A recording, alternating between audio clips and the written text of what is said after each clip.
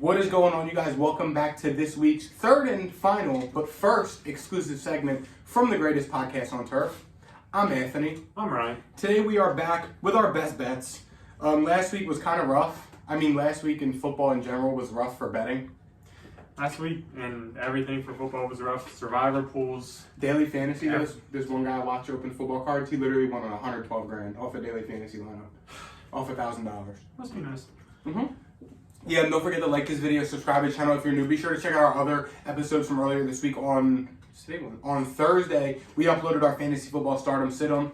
On Friday, yesterday, we uploaded our Week 2 NFL predictions.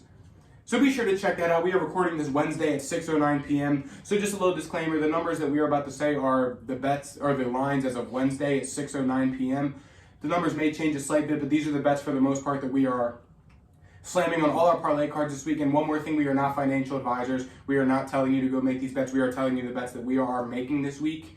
And before we get into our best bets for the week, Ryan's going to tell you guys about today's sponsor. Little Willie Pizzeria. They got the best cheesesteaks, the best pizza in all of Delaware. 2 locations. One in Middletown, Delaware. The other one is in Townsend. It is a great family business with great food, great people, great prices. Be sure to come in and check it out.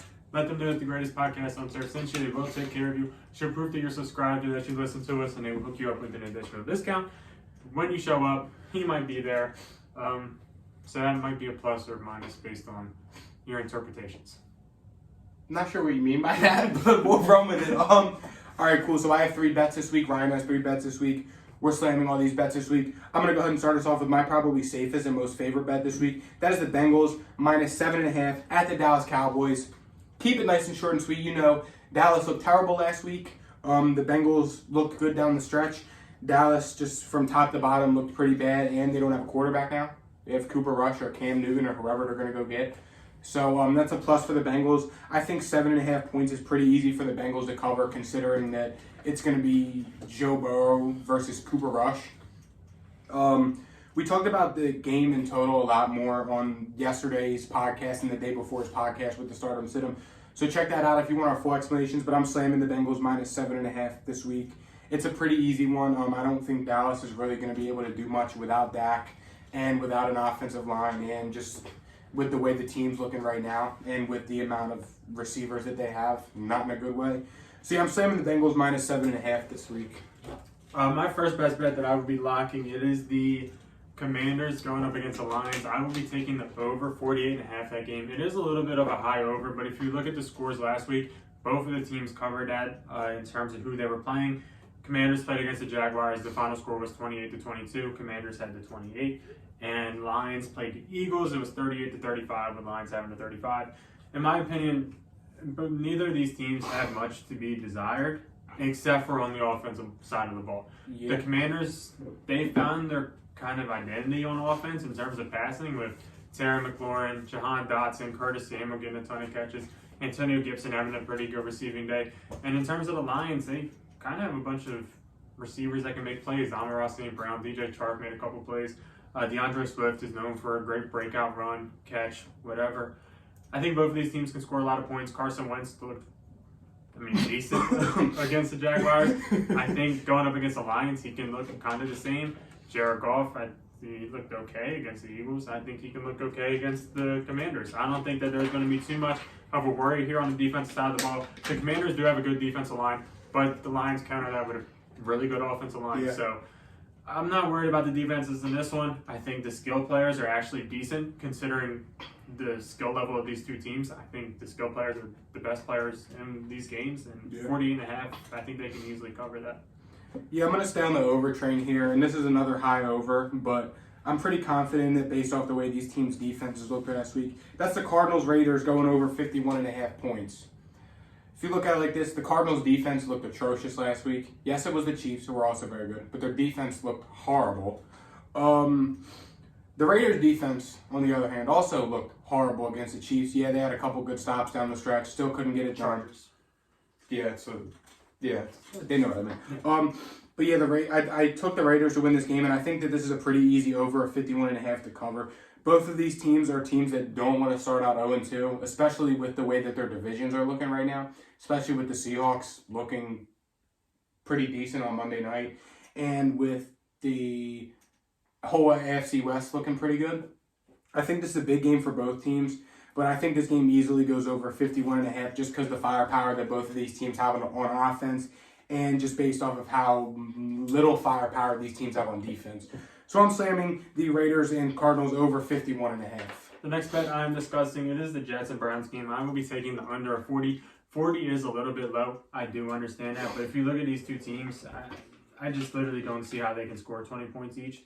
I'm not sure it's possible with the skill set of them. Both have backup quarterbacks in that you can argue. I know the Browns scored a decent bit of points last week, but the Jets literally scored nothing at all. I could see it being a blowout. I could see it being a close game. I really don't know. But all I know is that there's two backup quarterbacks, two defenses that are okay, serviceable. I just don't see either of these teams. I don't see how it's possible for them to score 40 combined. I know that's a little bit tall or a little bit short, but it just seems too high for me, I guess. I could see it being in the 30s, honestly, for this game. Yeah. Another game that's like that's another low under, but I can see it happening. It's this Patriots and Steelers. I was going to say It's set at 40 also, but I mean, really? There's literally no way.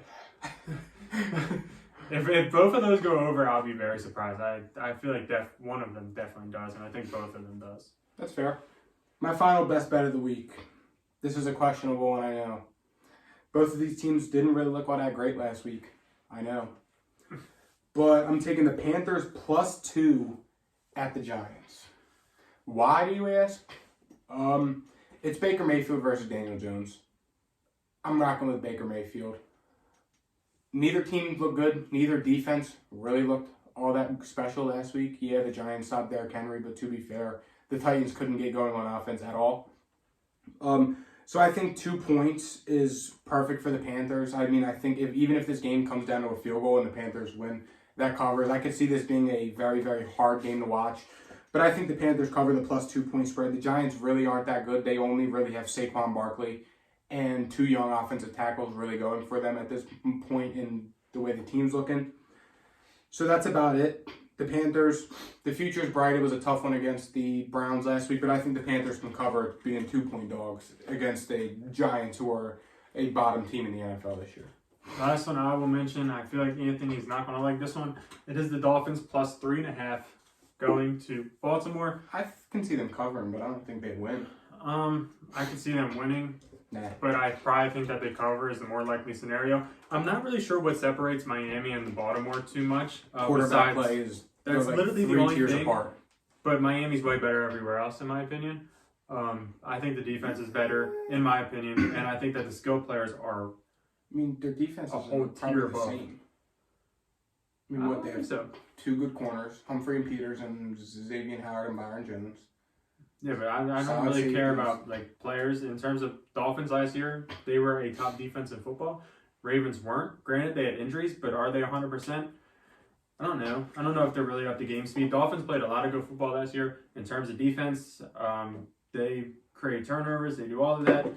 I think the Dolphins are a pretty good football team. I've been backing the Dolphins for a minute. I think 3.5 is too much. I could see a team winning by a field goal. I could see the Ravens winning by a field goal, but 3.5 I think is too much for the Dolphins.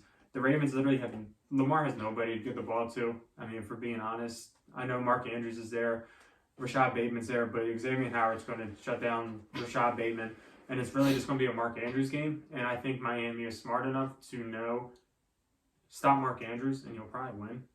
And I think that you can probably stop Mark Andrews. He's a tight end. I see your I can see your point. We did talk about this more on the podcast, though. I'm rocking with the Dolphins. I'm rocking with the Ravens. And that's going to wrap it up for this week's Best Bets. Thank you guys for watching. Again, don't forget to like the video, subscribe to the channel if you're new. Check out all our content from earlier in the week. Follow us on TikTok as well for little shorts and previews and sneak peeks of our full episodes. We just hit 900 followers today, actually. Thank you guys for watching, and we'll see you guys next week. See you. Peace.